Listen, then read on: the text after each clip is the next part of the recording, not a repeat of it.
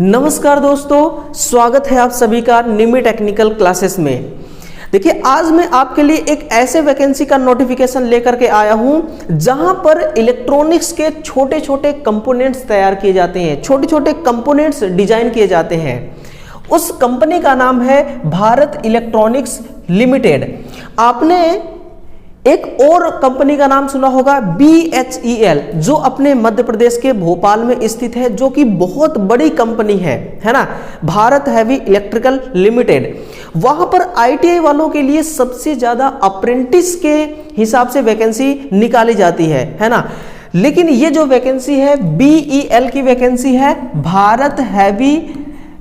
Bharat electronics limited की ये vacancy है ना। BHEL अलग है और BEL अलग होता है। BHEL जो है वो मोटर बनाती है, ट्रांसफार्मर बनाती है, जनरेटर बनाती है, लेकिन BEL जो है ये इलेक्ट्रॉनिक्स के छोटे छोटे कंपोनेंट्स, इलेक्ट्रॉनिक्स के छोटे छोटे इक्विपमेंट तैयार करती है। यहां पर ITI वालों के लिए वैकेंसी आई हुई है। अब यहां पर देखिएगा, आपकी ये वैकेंसी क्या सरकारी है, ये वैकेंसी क्या पूरी तरह से स्थायी रूप से है या नहीं। तो आप यहां पर देखिएगा गौर से, ये गवर्नमेंट ऑफ इंडिया का इंटरप्राइजेज है, जो कि पूरी तरह से यहां पर देखिए कि Ghaziabad unit on permanent basis, यानी कि पूरी तरह से ये परमानेंट जॉब है। कैसा जॉब है? ये पूरी तरह से परमानेंट जॉब है। और ये जो वैकेंसी है ये प्रॉपर गाजियाबाद यूनिट की है। आप किसी भी स्टेट से हैं, आप फॉर्म को अप्लाई कर सकते हैं, लेकिन आपको जो पोस्टिंग मिलेगी वो केवल और केवल गाजियाबाद में ही पोस्टिंग मिलेगी, है ना। तो मुझे नहीं लगता कि कोई दिक्कत होगा किसी को कि गाजियाबाद में जाकर के जॉब करने की, है ना। पहले नौकरी मिल जाए, गाजियाबाद तो क्या कहीं भी जाकर के सर्विस कर सकते हैं, है ना। बेरोजगार होने से तो अच्छा है कि कहीं पर भी जाकर के हम देश की सेवा करें, है ना, हम अपना जो फ्यूचर है वो ब्राइट करें। ठीक है, तो ये गाजियाबाद यूनिट है, यहां पर आपको पोस्टिंग मिलेगी। पूरी तरह से परमानेंट जॉब है, सेंट्रल गवर्नमेंट के अंतर्गत आती है। लेकिन ITI अगर आपका है, डिप्लोमा अगर आपका है, तो आप एलिजिबल हो जाएंगे। बट यहां पर एक ऐसा कंडीशन इन्होंने रख दिया है कि अगर आप यूपी स्टेट के स्टूडेंट हैं तो आपके लिए एक बहुत अच्छा सुनहरा अवसर है, क्योंकि इनका क्राइटेरिया ही कुछ ऐसा है, एलिजिबिलिटी क्राइटेरिया ही कुछ ऐसा है कि अदर स्टेट के जो स्टूडेंट्स हैं वो 90% से भी ज्यादा स्टूडेंट एलिजिबिलिटी क्राइटेरिया से बाहर हो जाएंगे, है ना। वो कौन सी क्राइटेरिया है उस पर भी हम ध्यान देंगे। सबसे पहले देखते हैं कि वैकेंसी किसके लिए कितना है। तो यहां पर देखिए, सबसे पहले कि पहली वैकेंसी है EAT इंजीनियरिंग असिस्टेंट ट्रेनी के लिए, और दूसरी है टेक्नीशियन C के लिए, है ना। ये है टेक्नीशियन C, जिसमें ITI वाला स्टूडेंट एलिजिबल होंगे। क्वालिफिकेशन क्या रखा गया है? आपके पास होना चाहिए 10th, है ना, 10th होना चाहिए, और प्लस में ITI होना चाहिए, है ना, और प्लस में अप्रेंटिसशिप होना चाहिए। अब कई बार देखिए स्टूडेंट ऐसा करते हैं कि अप्रेंटिसशिप पे ध्यान ही नहीं देते हैं और इस तरह की वैकेंसी से वो हाथ धो बैठते हैं। तो आपके पास 10th भी होना जरूरी है, ITI भी होना जरूरी है, और साथ में अप्रेंटिसशिप भी होना जरूरी है। वो भी देखिए, national apprenticeship certificate in India relevant trade. कहने का मतलब है कि ये आपका रिलेवेंट ट्रेड है, इन ट्रेड में से किसी में भी आपका ITI होना चाहिए। और कैसा ITI होना चाहिए? देखिए, आपका NCVT कैसा होना चाहिए? NCVT आपका ITI होना चाहिए, तो आप एलिजिबिलिटी क्राइटेरिया के अंतर्गत आएंगे, ठीक है ना। तो ये आपका क्वालिफिकेशन हो गया, और यही से मुझे लगता है कि कुछ स्टूडेंट बाहर हो जाएंगे, क्योंकि अप्रेंटिसशिप हर किसी के पास नहीं होता है। जनरली स्टूडेंट्स करते क्या है कि ITI कंप्लीट करते हैं, और ITI कंप्लीट करने के बाद गवर्नमेंट जॉब की तैयारी करने लगते हैं, है ना। अप्रेंटिसशिप पे वो ज्यादा फोकस करते ही नहीं। ठीक, फिर देखिए यहां पर इलेक्ट्रॉनिक्स मैकेनिक के लिए टोटल 12 सीटों पर वैकेंसी है। इलेक्ट्रिकल, यानी कि देखिए इलेक्ट्रिकल यहां पर लिखा है, तो आप कंफ्यूज मत होइएगा। इलेक्ट्रिकल नाम से ITI में कोई ट्रेड नहीं होता है, इलेक्ट्रीशियन होता है, ओनली फॉर इलेक्ट्रीशियन। 2 पोस्ट पर, और फिटर के लिए टोटल 10 पोस्ट पर वैकेंसी है। यहां पर आप अपने कैटेगरी के अनुसार देख लीजिएगा टोटल डिटेल्स, है ना। इसका जो नोटिफिकेशन है, PDF जो है इस नोटिफिकेशन का, वो टेलीग्राम पर हम पहले से ही अपलोड कर चुके हैं, वहां से आप जरूर देखिएगा, है ना। फिर इसी के साथ में देखिए आपका ग्रेड करियर पथ, पे स्किल, यानी कि पे स्किल आपका कितना होने वाला है, तो देखिए आपको जो पे स्किल है वो 21,500 रुपए मिलेगा बेसिक स्टार्टिंग में, और हर साल 3% आपके बेसिक का 3% यहां पर बढ़ोतरी होगी, है ना। 21,500 ये बेसिक है आपका। इसी के साथ में आप 46% और ऐड कर लीजिए। ये 46% क्या है, ये 46% ये आपका है डीए, ये क्या है, डियरनेस अलाउंसेंस है, ये क्या है, डीए है आपका, 46% बढ़ गया है। और इस 46% प्लस बेसिक 21,500 इसको आप ऐड कर लीजिएगा, है ना। आप देखिए आपकी सैलरी जो है ना 30-35 हज़ार से बिल्कुल भी नीचे नहीं आएगी, है ना। और इसके अलावा बहुत सारी सुविधाएं भी मिलती हैं, मेडिकल की सुविधाएं, बच्चों को पढ़ाने लिखाने की सुविधाएं, है ना, पूरे फैमिली के मेडिकल की सुविधाएं मिलती है, और रूम रहने को मिलेगा आपको, है ना, किसी भी प्रकार की कोई दिक्कत नहीं है। प्लांट के अंदर अच्छा से अच्छा कैंटीन होता है ना, खाने पीने की कोई दिक्कत नहीं, यानी कि बहुत सारे अलाउंसेस आपको मिलेंगे, ठीक है। और इनका कहना है कि देखिए आपका सीटीसी, है ना, सीटीसी अप्रोक्सीमेटली 5.94 यानी कि लगभग 6 लाख रुपए सालाना आपका ये सैलरी बैठेगा। कितना, 6 लाख रुपए सालाना। तो मान लीजिए कि 6 लाख नहीं, बहुत कुछ इसमें कटता पिटता भी है ना, जैसे पीएफ वेफ कटता है, तो उसको हटा करके आप यूं समझिए कि 5 लाख रुपए आपके हर साल का कमाई जो है वो 5 लाख रुपए होने वाली है ना। तो यहाँ पर देखिए यार कि नौकरी ना होने यानी कि बेरोजगार होने से तो अच्छा है 5 लाख रुपए, है ना। 5 लाख रुपए वैसे भी कम नहीं होता है आज के टाइम पे, ठीक है। तो ये रहा आपका टोटल डिटेल्स। इसके बाद देखिए एलिजिबिलिटी क्राइटेरिया क्या है, एज का, है ना।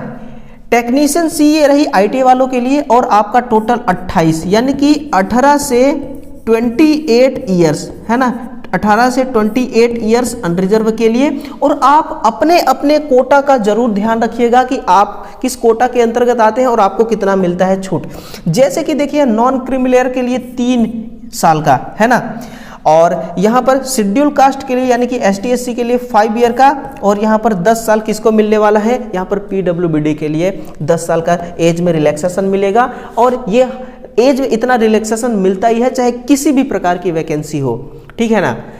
और इसके बाद एजुकेशनल क्वालिफिकेशन देखिए, एजुकेशन क्वालिफिकेशन में आपके लिए जानने लायक और क्या चीज़ है वो चीज़ मैं आपके साथ शेयर करूँगा।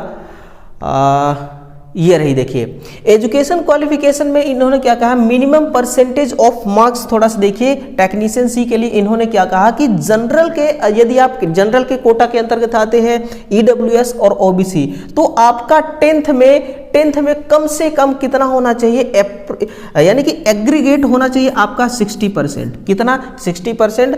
यदि आपको रिजर्वेशन नहीं मिला है तो जो कैंडिडेट रिजर्वेशन के अंतर्गत आते हैं उनका 50% भी चलेगा, उनका 50% भी चलेगा। डिप्लोमा वाले भी स्टूडेंट अपना यहाँ पर देख लेंगे, है ना, पूरे पीडीएफ को डिटेल से पढ़िएगा। और एक अच्छी बात इसमें यह है कि एक्सपीरियंस यहाँ पर किसी भी प्रकार का नहीं मांगा गया है, नो एक्सपीरियंस, है ना, किसी प्रकार का एक्सपीरियंस नहीं मांगा गया है। और जो बात मैं आपको बोल रहा था कि यदि आप यूपी के स्टूडेंट हैं तो ही आप एलिजिबिलिटी क्राइटेरिया को फुलफिल कर सकते हैं, तो वो पॉइंट ये है, देखिए वो पॉइंट ये है। इन्होंने क्या कहा कि रजिस्ट्रेशन इन यूपी एम्प्लॉयमेंट, है ना, एक्सचेंज इज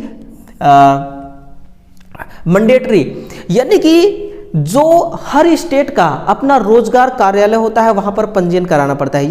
यानी कि आपने आईटीआई किया है या फिर आपने बीएससी किया है, आपने बीटेक, कोई भी आपने कोर्स किया है, आपकी जॉब नहीं लगी है कहीं पर भी, आप बेरोजगार हैं, तो आपको रजिस्ट्रेशन करवाना पड़ता है अपने हर स्टेट का अपना जो डिस्ट्रिक्ट होता है वहां पर जो रोजगार कार्यालय होते हैं वहां पर जाके अपने अपने डिस्ट्रिक्ट में रोजगार कार्यालय में जाकर के वहां पर रजिस्ट्रेशन करवाना पड़ता है। तो इनका कहना है कि आप किसी भी स्टेट से आते हैं, लेकिन यदि आप यूपी के रोजगार कार्यालय में जाकर के रजिस्टर्ड हैं, है ना, कि आप बेरोजगार हैं, इस बात को लेकर के रजिस्टर्ड हैं, तो ही आप एलिजिबल होंगे। यहां पर बोला है कि मैंडेटरी, यानी कि ये आवश्यक रूप से ये होना चाहिए और ये बिल्कुल जीता जागता होना चाहिए। कहने का मतलब कि ये 1 फरवरी 2024 तक ये एक्टिव होना चाहिए, क्योंकि इसका जो एक्सपायरी डेट होता है वो 1 ही साल का होता है, हर साल इसको रिन्यूअल कराना पड़ता है ना। तो ये डेट भी इन्होंने दे रखा है, इस डेट को भी आप ध्यान रखिएगा। तो यहाँ पर बहुत सारे स्टूडेंट्स जो है वो बाहर हो जाएंगे। जैसे कि मैं एमपी से आता हूँ तो मैं यूपी के रोजगार कार्यालय में जाकर के क्यों पंजीकृत कराऊंगा, मैं अपने एमपी में कराऊंगा ना। तो इसी के वजह से देखिए एमपी वाला तो वहां पर जाके कराया नहीं होगा, है ना, या फिर राजस्थान वाला तो यहाँ पर जाके कराया नहीं होगा, है ना। चलिए राजस्थान तो ठीक है, उसके अलावा जो अदर स्टेट के हैं वो तो कराया नहीं होगा। तो यहाँ पर बहुत से विद्यार्थी जो है वो बाहर हो जाएंगे, क्योंकि ये जो इनकी यूनिट है ना वो गाजियाबाद की यूनिट है ना, इसलिए इस तरह की ये डिमांड जो है वो कर रहे हैं। इसके बाद देखिए जो अलाउंसेस वगैरह है, बहुत सारे अलाउंसेस मिलेंगे आपको, है ना, बहुत सारे अलाउंसेस मिलेंगे। और ये इनका देखिए अप्लाई करने का लिंक है, इस लिंक द्वारा आप अप्लाई करेंगे www.bel, फिर देखिए इस प्रकार का आप लगाएंगे, फिर india.in, है ना। मैं तो कहूँगा आप खुद से फॉर्म नहीं भरिएगा, आप फॉर्म भराने के लिए ई मित्र या ऑनलाइन में चले जाइएगा, आराम से 25-50 रुपए दे करके फॉर्म को अप्लाई जरूर करवाइएगा, है ना, ताकि किसी भी प्रकार की कोई गलती ना हो। फिर यहाँ पर देखिए जो डेट है वो स्टार्टिंग हो चुकी है, 8 जनवरी 2024 से ही फॉर्म भराना स्टार्ट हो चुका है और 31 जनवरी 2024 तक फॉर्म आपका भराएगा, है ना, वही 12-13 दिन बची है। और इसके साथ में डेट ऑफ रिटन टेस्ट यानी कि सीबीटी जो आपका एग्जाम होगा ना, सीबीटी एग्जाम का भी डेट इन्होंने टेंटेटिव डेट दिया है ना, अप्रोक्सीमेटली डेट दे दिया है कि फरवरी तक में हम आपका एग्जाम ले लेंगे, फरवरी 2024 में। यानी कि देखिए 31 जनवरी तक फॉर्म अप्लाई होगा और फरवरी तक इन्होंने टेंटेटिवली डेट दे दिया है। और जो टेंटेटिवली डेट होता है ना उसमें देखिए 2-4% ही उम्मीद होती है कि ये डेट आगे पीछे होगी, है ना, ये डेट पोस्टपोन होगी, नहीं तो उसी महीने में, उस महीने के शुरुआत में या उस महीने के अंत तक में ये वैकेंसी जो है इसका जो सीबीटी लेना होता है ये पूर्ण रूप से ले ही लेते हैं, है ना। तो ये रही देखिए इसका टोटल डिटेल्स। इसको अप्लाई कैसे करना है इसका लिंक भी मैं डिस्क्रिप्शन बॉक्स में डाल दूंगा, कमेंट बॉक्स में भी पिन कर दूंगा, आप वहां से जा करके चाहें तो खुद भी अप्लाई कर सकते हैं, अन्यथा आप ऑनलाइन में जा करके अप्लाई करवा सकते हैं, है ना। तो इसका देखिए टोटल डिटेल्स है और इसमें पूछा क्या क्या जाएगा इसका भी सिलेबस मैं आपको दूंगा, है ना। अगर आप इंटरेस्टेड हैं तो फिर आप इस वैकेंसी में फॉर्म अप्लाई जरूर कीजिएगा, है ना। तो चलिए वीडियो को शेयर कीजिएगा दूसरे विद्यार्थियों तक। इसी प्रकार का न्यूज नोटिफिकेशन पाने के लिए चैनल को जरूर सब्सक्राइब कीजिएगा और कल सुबह 9 बजे इलेक्ट्रिशियन थ्योरी की शानदार सेशन लेने के लिए बिल्कुल मत भूलिएगा, है ना। तो मिलते हैं कल सुबह 9 बजे, तब तक के लिए दिल से आप सभी विद्यार्थियों का बहुत बहुत धन्यवाद। Thank you.